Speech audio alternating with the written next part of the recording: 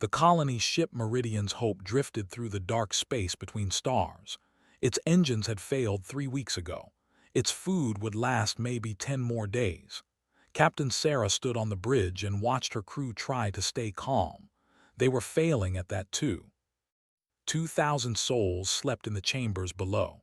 Families, children, scientists and farmers and teachers, all of them dreaming of a new world called Haven 3, where humanity would build its 7th colony. None of them knew they might never wake up. Sarah had sent distress signals in every direction. The Galactic Concord had rules about rescue. Member species were supposed to help each other, but humanity was not really a member. They were what the aliens called probationary, which was a polite way of saying they were tolerated but not wanted. The great empires of the galaxy looked at humans and saw a young species. Clever, yes, creative, certainly, but small, weak, not worth the trouble of friendship. So when the sensors detected an approaching ship, Sarah expected nothing. Maybe they would scan the Meridian's Hope. Maybe they would send a polite message of sympathy. Then they would leave, and her people would die in the cold dark. The ship that appeared was unlike anything in human records. It was long and curved, covered in scales of metal that shimmered like oil on water. Sarah's first officer checked the database 3 times before he believed the result. A trading species from the far side of the galaxy. Reptilian, ancient. They had no treaty with humanity, no reason to stop. But they stopped. The communication screen flickered to life, and Sarah found herself looking at a face that was not human at all. They had scales of deep green, eyes like golden coins, and a mouth full of small, sharp teeth. When she spoke, her voice was like gravel sliding down a hill. "Human vessel, I am elder of the trading clan. We have heard your cry for help." Sarah's throat was tight. "Elder, we are grateful you responded. Our engines have failed. We have limited supplies. I must be honest with you, we have nothing to offer in trade. We cannot pay for rescue." The elder made a sound that might have been laughter. "Pay? Little human, look at your ship. Look at your situation. What could you possibly pay?" Sarah felt shame burn in her chest. "Nothing, we have nothing." "Then it is good that we ask for nothing." Sarah did not understand. In her experience, nobody gave something for nothing. The galaxy was full of species who measured every interaction in profit and loss. The Aura Dominion conquered worlds for resources. The traded minerals for technology. Even the peaceful charged for their healing services. But Elder simply gave orders to her crew. Within hours, engineers were aboard the Meridian's Hope, fixing the engines. Cargo shuttles brought food, water, and medical supplies. They asked no questions. They signed no contracts. They simply helped. Sarah watched it all happen and felt something she had not felt in a long time: hope.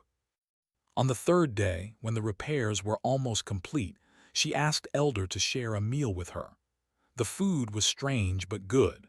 They sat in the captain's quarters and talked like old friends, though they had known each other for only 72 hours. "Why?" Sarah finally asked. "Why help us? Your people owe us nothing. Humanity is small and weak. We cannot repay this kindness. We may never be able to repay it." Elder set down her cup. Her golden eyes were old, so very old, and filled with memories that Sarah could not imagine. 3,000 years ago, the elder said, my people were where you are now, small, weak, drifting between stars with empty bellies and broken ships. A species called the hen found us. They were great and powerful. They could have ignored us. They could have enslaved us. Instead, they gave us food. They fixed our ships. They asked for nothing. What happened to them, the hen? They are gone now. A plague took them many centuries ago, but we remember them. Every child learns their name. Every ship carries their symbol somewhere in its design. They are gone, but they are not forgotten. Reached across the table and placed her scaled hand over Sarah's human one. The touch was warm and dry. We help because we remember hunger. We help because we know what it means to be small in a galaxy that does not care. One day, perhaps, you will remember us. One day, perhaps, you will find someone smaller than yourself, drifting in the dark, and you will help them because you remember what it felt like to be helped. Sarah felt tears on her cheeks. She did not wipe them away. I will remember, she said. I swear it, humanity will remember. When the Meridian's hope finally reached Haven 3, Sarah did something that would change human history. She created a document and gave it a simple name, the Ledger of Kindness. In it she recorded everything: the name of Elder, the name of her ship, the names of every engineer who had worked on the human engines, the exact amount of food and medicine and fuel that had been given, the date, the location, every detail preserved forever. She sent this document to Earth. She sent it to every human colony. She asked that it be taught in schools, displayed in government buildings, remembered in ceremonies. And she added a simple note at the bottom. These people helped us when we had nothing to give. We must never forget. We must never let our children forget. And if the day ever comes when we can repay this debt, we must repay it 1,000 times over. The Ledger of Kindness became more than a document. It became a human institution, a sacred text. Over the centuries that followed, other names were added. The miners who shared oxygen with a dying human crew, the healers who cured a plague on a human colony and refused payment. Small kindnesses, great kindnesses, all of them recorded, all of them remembered. The galaxy did not notice. The great empires continued their wars and their politics. The Aura Dominion conquered world after world. Species rose and fell like waves on a cosmic shore. And through it all, humanity grew, quietly, patiently, building their fleets and their colonies and their technology. And they never forgot a single name in the ledger. 300 years passed. The galaxy was about to learn what human memory meant. Sanctuary 7 was a world of green fields and blue rivers. It had no great cities, no military bases, no strategic value. It was simply a place where humans grew food, raised children, and lived peaceful lives. They had built a small trading post there, near the main human settlement. For 50 years, the two species had lived side by side. Human children learned songs. Merchants learned to love human coffee. They celebrated each other's holidays. They mourned each other's dead. Merchant Captain was the granddaughter of Elder herself. She had grown up hearing stories of the Meridian's hope, of the humans who had been so grateful for a little kindness. Now she traded spices and cloth with their descendants, and she counted many of them as friends. On the morning the sky burned, was drinking coffee with a human farmer named Thomas. His daughter, just 8 years old, was playing in the garden. The sun was warm. The world was at peace. Then the alarms began. Looked up and saw fire falling from the sky. Not meteors. Ships. Hundreds of ships, each one shaped like a black blade, each one marked with the symbol of the Aura Dominion. She had heard of the Dominion. Everyone had. They were conquerors, slavers, destroyers of worlds. They had swallowed 100 species into their empire, but they had never attacked humans before. Humanity was too small to notice, too weak to threaten. Until now. The first bomb struck the capital city. Watched the mushroom cloud rise from 30 miles away. Thomas grabbed and ran for the underground shelters, ran for her ship. The Dominion broadcast came through every channel. The voice was cold and clicking, like insects speaking through a machine. Attention, human colony. I am Hierarch Hose of the Aura Dominion. Your species has refused to pay tribute to the Empire. Your expansion threatens Dominion territory. This is unacceptable. You are being culled. Do not resist. Resistance will only increase your suffering. Reached her ship and powered up the engines. Around her, the other traders were doing the same. They were not warriors. They had no weapons, but they had ships, and ships meant escape. All vessels, broadcast. We are evacuating. Take as many humans as you can carry. Get them off this world. The responses came quickly. Some were afraid. Some were confused. But none of them refused. They remembered the ledger. They knew what humans had done for their people, how humans had helped colonies during the plague years, how humans had never forgotten the kindness of Elder. Now it was time to repay that kindness. Flew her ship to the farming district. Thomas and were waiting with dozens of other families. She opened the cargo bay and shouted for them to get in. There was no time for proper boarding, no time for safety checks. The Dominion fighters were already in the atmosphere. The first ship to leave the planet was shot down by Dominion cannons. Watched it explode and felt her heart crack, but she kept flying. She had to keep flying. Her ship reached orbit. The space above Sanctuary 7 was chaos.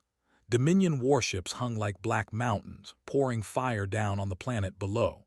Human defense ships, so few and so small, fought and died in seconds. And between them, trading vessels dodged and weaved, carrying their precious cargo of human lives. Saw the hospital ship. It was a human vessel, white with red crosses, carrying wounded and sick and children. It had no weapons. It had no shields, and a Dominion cruiser was moving to intercept it. She did not think, she simply acted. "All power to engines," she told her crew. "Set collision course with the Dominion vessel." Her first officer stared at her. "Captain, that will destroy us."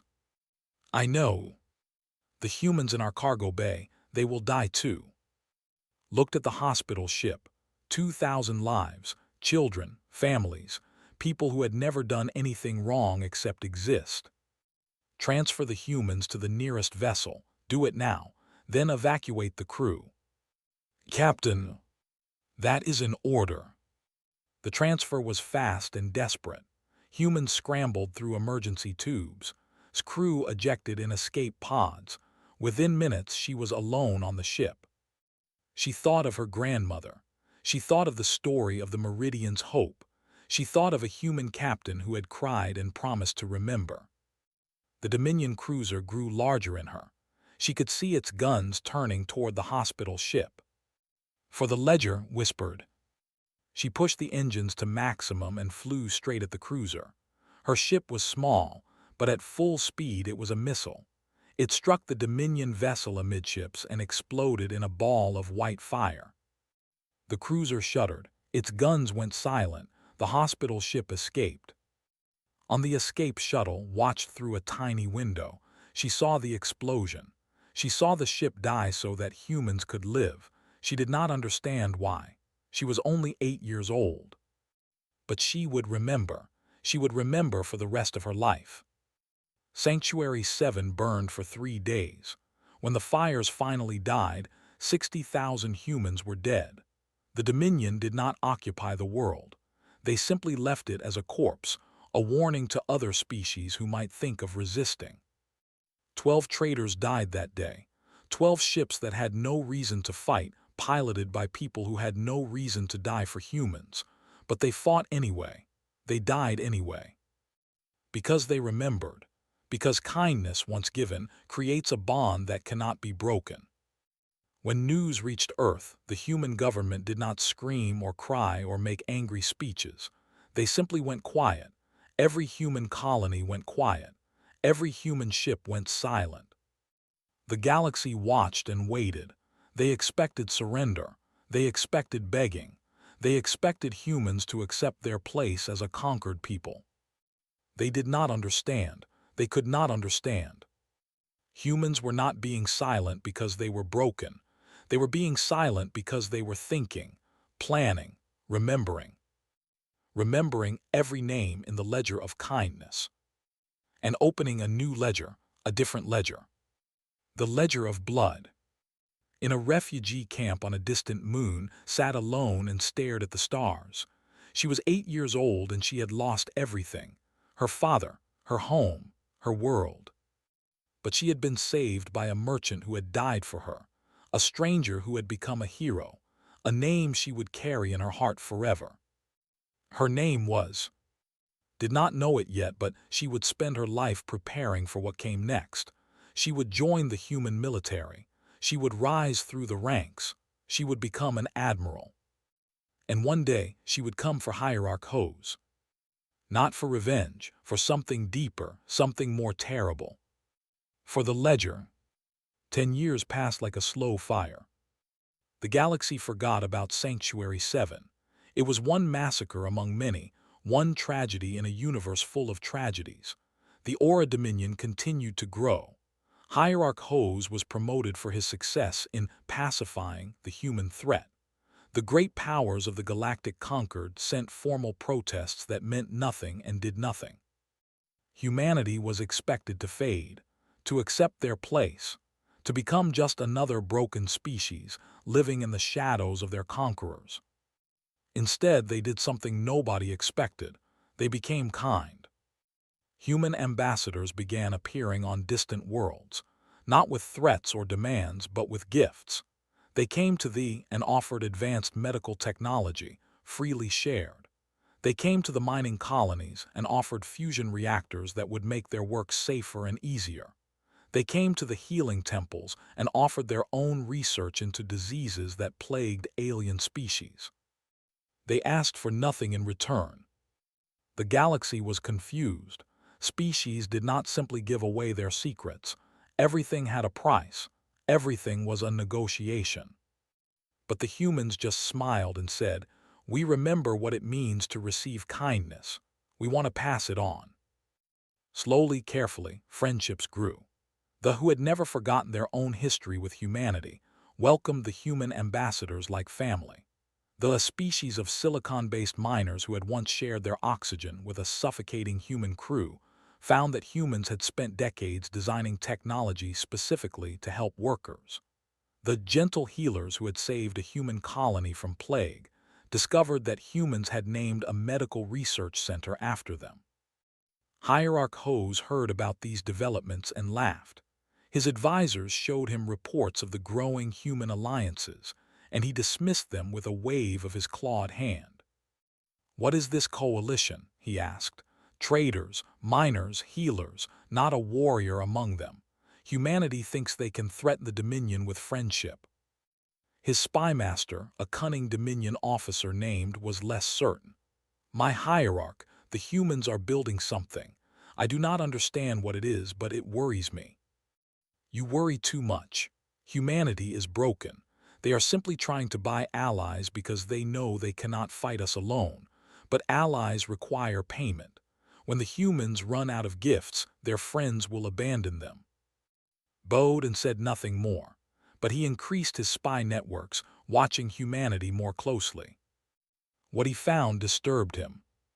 Human military shipyards were working day and night, not building ordinary ships, but something new, something that did not appear in any database.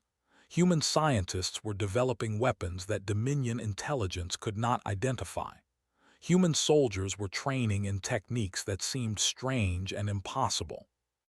And everywhere, in every human document, every human communication, there was a phrase that appeared again and again. For the Ledger did not understand what it meant. He reported it to the hierarch anyway. "The Ledger? What ledger?" "I do not know, my hierarch. It seems to be some kind of human tradition, a record of debts." Hose made a clicking sound of amusement. "Humans and their debts. They are a sentimental species. Let them keep their records. Records do not win wars." On Earth, in the deepest levels of the human military command, Admiral stood before a wall of screens. She was 38 years old now. Her eyes were hard. Her uniform was covered in medals, and around her neck she wore a small pendant shaped like a trading ship.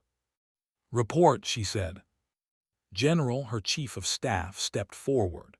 "The coalition is ready, Admiral. They have converted 40% of their trading fleet for military use. They have provided asteroid mining ships that can be used for bombardment. They have developed medical that can be for other purposes." "Other purposes?" Smiled grimly. "They can disable communication networks, shut down enemy computers, scramble sensor systems. They say they invented healing technology. Now they have invented the opposite." Nodded. "And our own fleet. 500 capital ships, 2,000 support vessels, fully crewed, fully armed, ready to deploy. The enemy still outnumbers us. Yes, Admiral, but numbers are not everything. Turn to look at the wall of screens. Each one showed a different ally. And others, species whose names few humans knew, but whose kindness had been recorded in the ledger of kindness centuries ago. They had not been asked to join, they had been invited. The human message had been simple. We are going to war against the Dominion. We call in no debts. We demand no payment, but if you wish to stand with us, we would be honored. They had all said yes, every single one. Because they remembered. Because kindness creates bonds that conquest cannot break.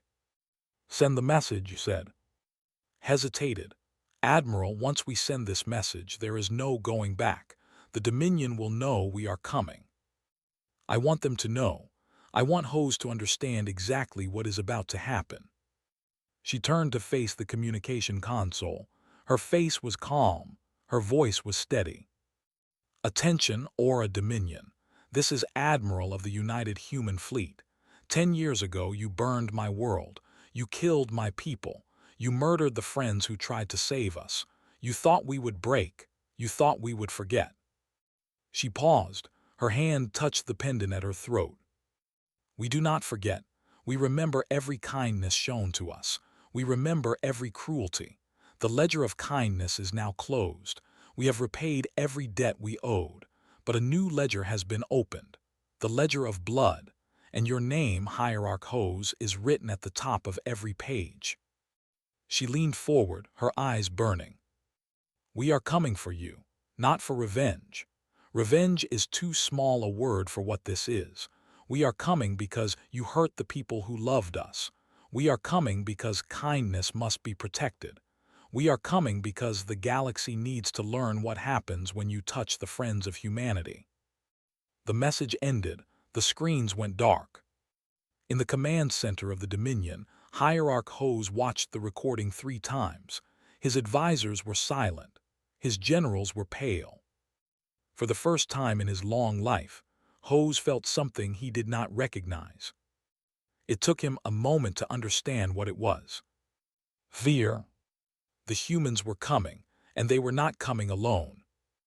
They were coming with every species that had ever shown them kindness, every trader, every miner, every healer, an alliance built not on conquest or tribute but on something far more dangerous. Memory, love, and 300 years of accumulated debt. The galaxy was about to learn what human gratitude looked like. It looked like war. The first battle happened at the edge of Dominion space, in a system called. The Dominion had a fleet of 200 warships stationed there, guarding the border against exactly this kind of attack. They expected a conventional war, human ships against Dominion ships, guns against guns, numbers against numbers. They did not get a conventional war. The human fleet arrived from 3 directions at once. This was supposed to be impossible. Faster-than-light travel did not work that way. Ships could not coordinate across such vast distances with such perfect timing. But the humans had spent 10 years preparing. They had developed new engines, new communication systems, new ways of moving through space that the Dominion had never imagined. They had done this in secret, in hidden shipyards, with technology they had never shared with anyone. The Dominion commander, Admiral, watched his sensors in confusion. How are they doing this? This is not possible. His officer shook his head. I do not know, Admiral, but they are here, all of them at once. The battle lasted 4 hours. The human ships fought like nothing the Dominion had ever seen. They moved in patterns that seemed random but were actually perfectly coordinated. They targeted weak points that Dominion engineers thought were secret. They used weapons that the Dominion had never encountered, energy beams that passed through shields, missiles that split into 1,000 pieces, bombs that created miniature black holes. But the ships were only part of the story. Behind the human warships came the Their trading vessels had been modified with armor and weapons, but they were still traders at heart. They did not fight. They supplied fuel, ammunition, medical equipment, food. They ran supply lines through spaces that should have been impossible to navigate, using their centuries of trading experience to find paths that military ships could never find. The human ships never ran low on anything. Every time they needed something, a trader appeared with exactly what they required. From the asteroid fields came their mining ships were slow and ugly, built for drilling rock, not fighting wars. But they were incredibly powerful. They could move asteroids. They could collapse tunnels. They could create devastation on a scale that warships could only dream of. They did not attack the Dominion fleet directly. They attacked the infrastructure. They collapsed space stations. They destroyed supply depots. They redirected asteroids into the paths of Dominion reinforcements. Within 3 hours, the Dominion fleet was surrounded, cut off from resupply, unable to call for help. That was when they struck. They were healers. They had been pacifists for 1,000 years. They did not believe in violence. They did not believe in war. But they believed in justice. Their medical, tiny machines designed to heal wounds and cure diseases had been. They flooded the communication networks of the Dominion fleet. They entered computer systems. They scrambled sensors and disabled weapons and turned the Dominion ships into blind, helpless targets. Admiral watched his bridge go dark. Every screen, every console, every system. "What is happening?" he demanded. His officer's voice was shaking. "Sir, our systems are being attacked from the inside, some kind of microscopic infiltration. We cannot stop it. We cannot even see it." The human fleet closed in. The Dominion ships could not fight back. They could not run. They could only wait. Admiral broadcast a message to the Dominion fleet. Her voice was calm, almost gentle. "Attention, Dominion vessels. Your weapons are disabled. Your engines are locked. You cannot escape. I am offering you a choice. Surrender now and you will be treated as prisoners of war. Fight and you will die. The choice is yours." Was a proud warrior. He had never surrendered in his life. He opened his mouth to order his ships to fight to the death. But before he could speak, his own officers began transmitting surrender codes. One ship, then 10, then 50. The battle ended without a final shot being fired. The Dominion fleet surrendered completely. And that was only the beginning. The human coalition swept through Dominion space like a storm. They did not conquer. They liberated. Every world they took, they handed over to local resistance movements. Every species that had been enslaved by the Dominion, they set free. They wanted no empire. They wanted no territory. They wanted only one thing: hierarchies.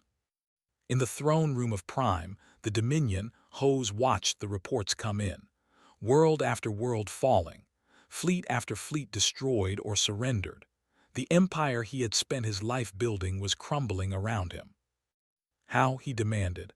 "How is this possible? We outnumber them. We outgun them. We have conquered 100 species." His spymaster stood in the shadows. His voice was quiet. "My hierarch, I have studied the humans for 10 years. I have tried to understand them, and I believe I finally do." "Then explain this to me." They did not build an alliance of obligation. They did not force these species to join them. They did not promise them territory or wealth or power. They simply helped them for centuries. Whenever a species was in trouble, humanity was there, giving food, giving medicine, giving technology, asking for nothing in return. Ho stared at him. "That is madness. No species does that." "Humanity does. And now every species they helped is fighting for them. Not because they have to, because they want to, because they love humanity, because humanity loved them first." The hierarch was silent for a long moment. "What do we do?" he finally asked. Bowed his head. "I do not know, my hierarch. We have conquered 100 species through fear. We have never faced an enemy who fights for love."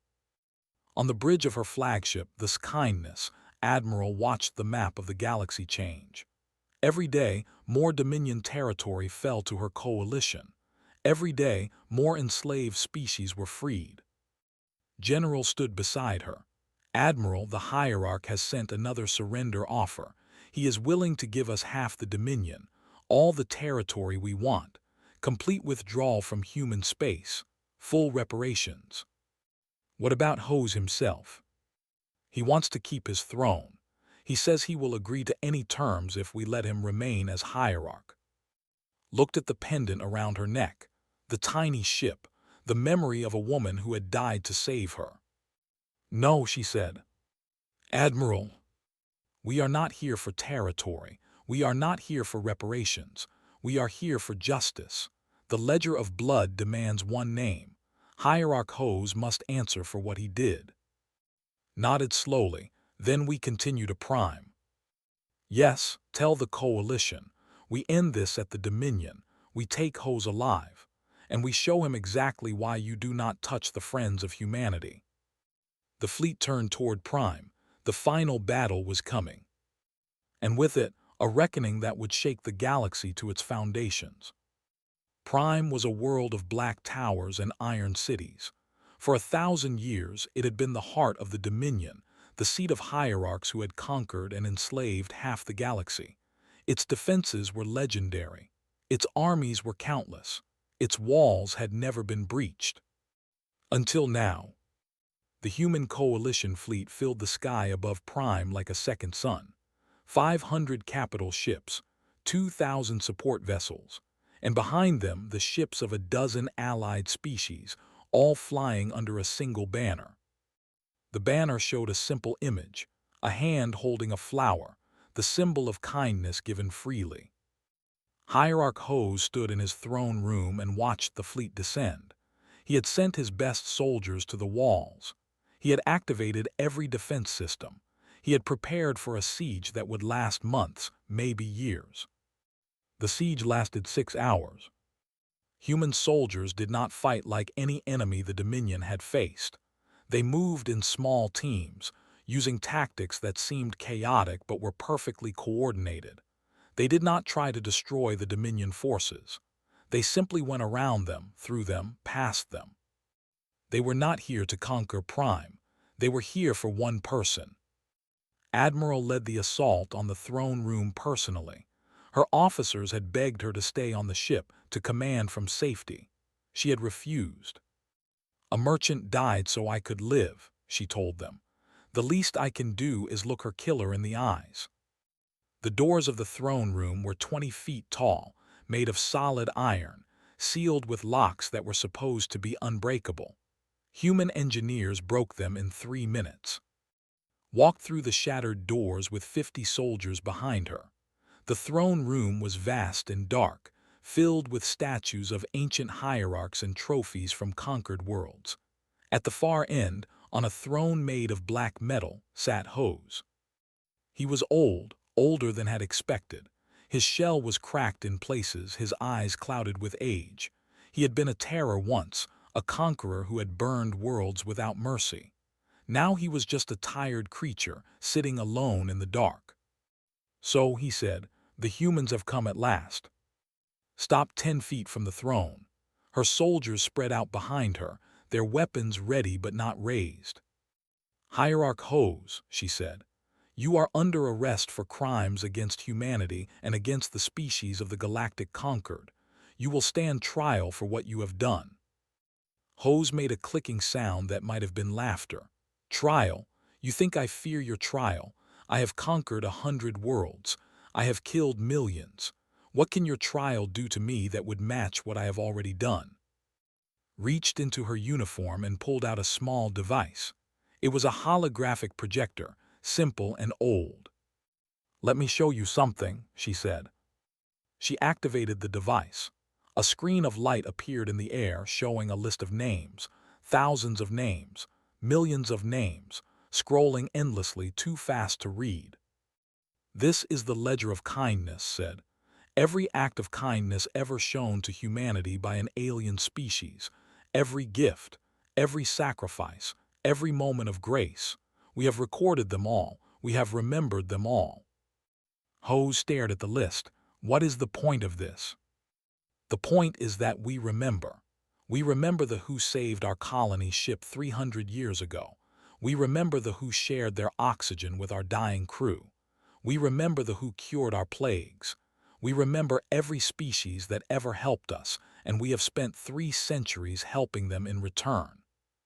She touched the device and the list changed. New names appeared, fewer this time, but each one was marked with a red symbol. This is the ledger of blood. Every human killed by the Dominion, every ally who died fighting for us, every traitor who gave their life to save human refugees. She scrolled to one name. The screen showed a face, a woman with scales of deep green and eyes like gold. Her name was, she was the granddaughter of Elder, the woman who saved our colony ship all those centuries ago, when your fleet attacked Sanctuary 7 could have escaped. She had no obligation to stay, but she stayed. She saved human lives. She died protecting a hospital ship full of children. His voice was steady, but her eyes were burning. I was one of those children. I was 8 years old when I watched her ship explode. I have spent my entire life preparing for this moment, not for revenge. Revenge is too small. I wanted justice. I wanted you to understand exactly what you destroyed when you attacked Sanctuary 7. She turned off the device and put it away. You asked what our trial could do to you. Let me tell you, you will stand before a galactic tribunal. The judges will be an human, the species you dismissed, the species you thought were weak. They will decide your fate, and the galaxy will watch. Every species will see what happens to those who harm the friends of humanity.